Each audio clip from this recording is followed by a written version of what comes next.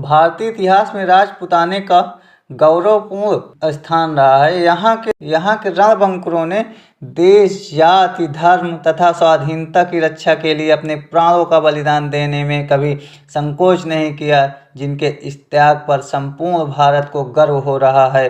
वीरों की इस भूमि में राजपूतों के छोटे बड़े अनेक राज्य, जिन्हें भारत की स्वाधीनता के लिए संघर्ष किया, इन्हीं राज्यों में मेवाड़ का एक विशिष्ट स्थान है, जिसमें इतिहास के गौरव बप्पा रावल, कुमार प्रथम, महाराणा प्रताप, हमीर, महाराणा प्रताप कुंभा, महाराणा राणा सांगा, उदय सिंह, वीर शिरोमणि महाराणा प्रताप आदि वीर जवानों ने जन्म लिया। सवाल यह उठता है कि महाराणा प्रताप की महानता की परिभाषा क्या आप जानते हैं?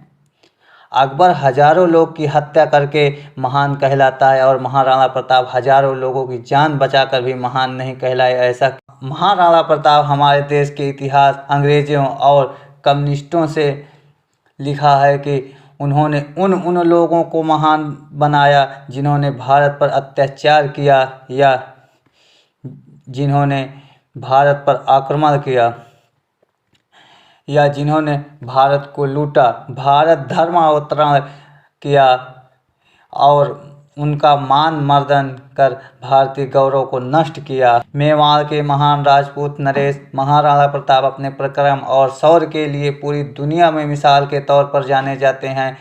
ऐसा राजपूत सम्राट जिसने जंगलों में रहना पसंद किया, लेकिन मुगलों में के सामने कभी विदेशी मुगलों को दास्तां स्वीकार नहीं किया, जिन्होंने देश, धर्म और स्वाधीनता के लिए अपना प्राण न्यौछावर कर दिया।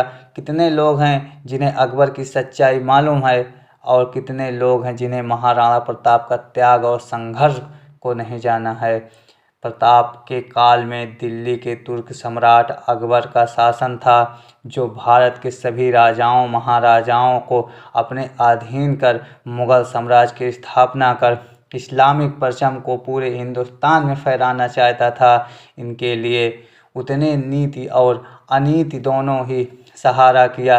30 वर्षों के लगातार प्रयास के बाद अकबर महाराणा प्रताप को बंदी नहीं बना सका।